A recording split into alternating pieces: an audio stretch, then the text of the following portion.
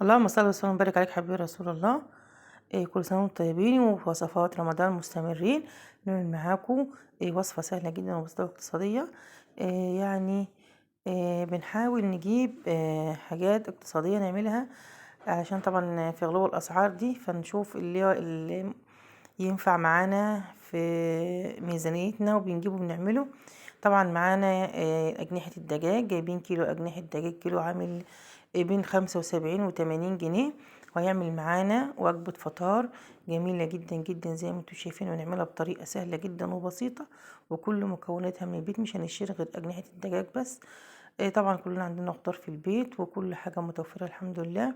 نبدأ بسم الله الرحمن الرحيم ونقول معانا ايه بقى نعمل بيه وصفتنا الجميلة دي. معانا طبعا كاتشب وصلصة وطماطم وتوم وبصل، ومعانا قرن فلفل حامي، وممكن تستبدليه بقرن فلفل بارد، مفيش مشاكل خالص.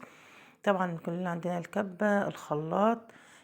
زي ما انتوا شايفين كده، هنزل بالبصل والثوم والفلفل والطماطم في الخلاط بتاعي او في الكبة او في الهاند بلندر، وهنزل معاهم بالصلصة او بطماطم معصورة زي ما انتوا شايفين. واحط طبعا معلقتين او معلقة او معلقتين كاتشب اللي يعني اللي انت عايزة تحطيه. وبصراحة ربنا بيدي طعم جميل جدا جدا، وبيدي فرق جامد جدا جدا في الوصفة بتاعتك دي. اهم شيء كاتشب فيها بيخليها جميلة. طبعا معنا بقى التوابل بتاعتنا، معنا الملح والكمون والفلفل الاسود والبابريكا والسبع بهارات، دي اساسي في كل وصفاتنا.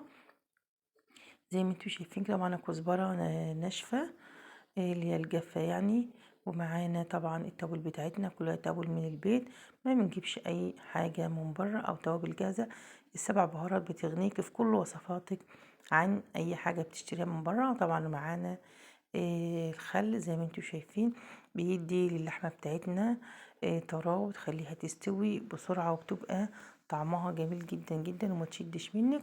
وطبعا معانا بقى الزيت بتاعنا اللي هي طبعا اساسي في الوصفة برضو. هنضرب كله ده كده في الهاند بلندر زي ما انتوا شايفين، واحدة واحدة خطوة خطوة معاكم. مش هسرع لكم الفيديو علشان خاطر تعملها في المقادير بتاعتك وتعمليها وتظبطي الوصفة. ومكعب مرق ده اختياري مش اساسي برضو معانا في الوصفة، ممكن تحطيه وممكن لا، لو انت حابة ماشي، مش حابة خلاص. هضرب بقى الكلام ده كله ده في الهاند بلندر زي ما انتوا شايفين، في الكبة او في الخلاط، كله متوفر وينفع معاكي ان انتي تستعمليه. زي ما انتوا شايفين احنا بنحاول ان احنا نجيب لكم وصفات سهلة وتكون بسيطة وتعرفي تعمليها في البيت وما تكلفكيش كتير، وهتعمل معاكي برضو الكمية اللي انت عايزاها، وهتوفر، واولادك هيحبوها جدا. طبعا انا نزلت بالخليط ده على الاجنحة بتاعتي زي ما انتوا شايفين. هتبل الاجنحة بتاعتي بالخلطة البسيطة اللي احنا عملناها في الكبة، اللي موجودة في كل بيت، يعني الحاجات دي موجودة. وهركن بقى الحبة اللي انا وريتهم لكم في الهاند بلندر دول عشان هقول لكم احنا هنعمل بيهم ايه. ادعك بقى الاجنحة بالخلطة اللي انا عملتها في الخلاط دي او في الهاند بلندر زي ما انتوا شايفين. هدعكها ضحكة حلوة كده واسيبها بقى قبل ما احضر الخضار بتاعي. زي ما انتوا شايفين ركنتها على جنب. احضر بقى الخضار اللي انا احطه تحتيها، اللي هي تبقى وجبة كاملة متكاملة في صينية واحدة. تبقى على الفطار كده تحطيها، وبتبقى الف صحة وهنا يا رب. وهتبقى وصفة جميلة جدا جدا وتعجبكم.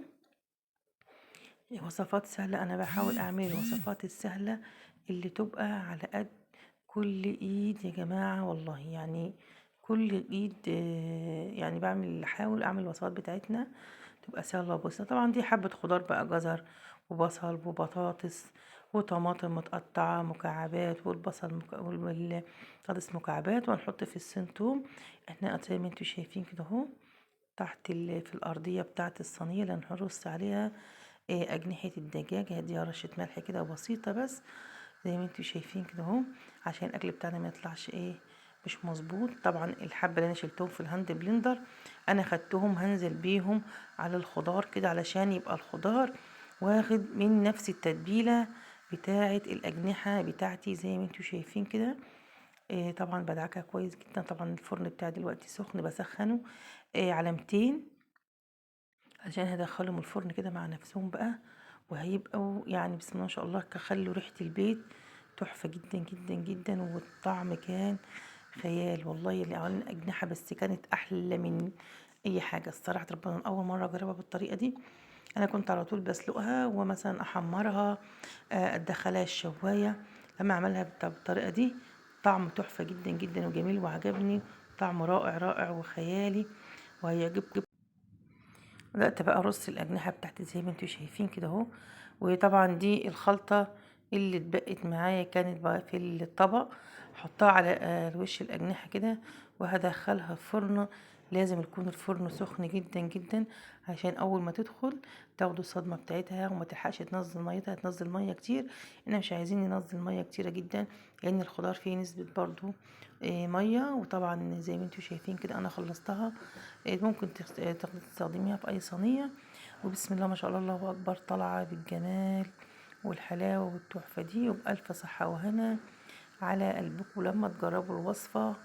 ما تنسوش بقى تدعمونا باللايك والاشتراك في القناة وتقولوا لنا لما جربت الوصفة دي كانت عاملة ازاي وطعمها كان عامل ازاي. بس والله تعجبكم واقتصادية. ودايما احنا بنشوف الوصفات الاقتصادية على قد الايد لان طبعا الدنيا بقت غالية. ويا رب اشوفكم في حفظ الله.